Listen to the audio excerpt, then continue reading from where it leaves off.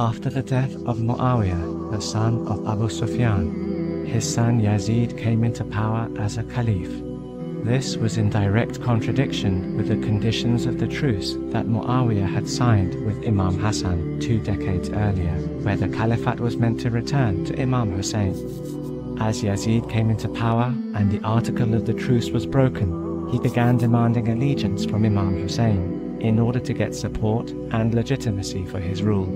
Imam Hussein refused to give his allegiance to Yazid. However, the situation in Medina became dangerous for the Imam, and he had no choice but to leave the city, along with his family, for Mecca. When he arrived in Mecca, the Imam began to receive numerous letters from residents of Kufa, many of whom were demanding that Imam Hussein should come to their city so that they could assist him in overthrowing Yazid. A great deal of deliberation took place between the Imam and his companions. Although most senior figures in Mecca told the Imam to abandon his journey to Kufa, the Imam, with his knowledge and wisdom, believed it was necessary to head towards the city of the people who had written to him and requested for his presence.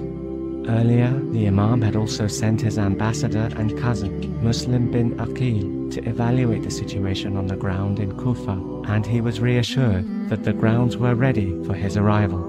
During the Imam's journey to Kufa, he stopped at a junction called Zubala, where he was informed about the events that were unfolding in the city of Kufa.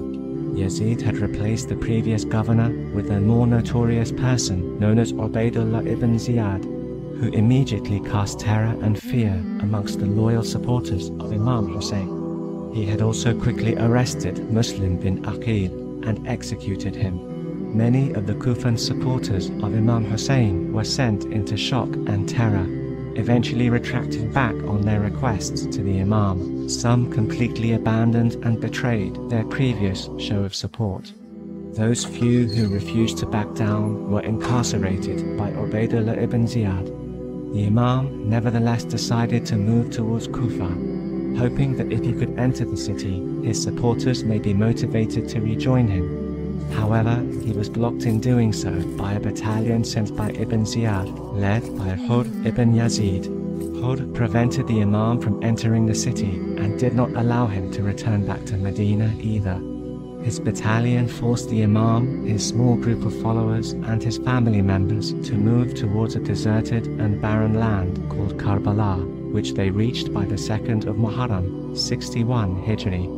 Once the Imam arrived in Karbala, Ibn Ziyad sent a large regiment of soldiers led by Umar ibn Sa'd to confront the Imam. A few days of deliberation and exchange took place, until on the 7th of Muharram, the army of Umar ibn Sa'd blocked access to the river for drinking water to the Imam's camp. On the 10th of Muharram, the Imam was repeatedly asked to give allegiance and to put his hand into the hand of Ibn Ziyad and ultimately Yazid, the Caliph.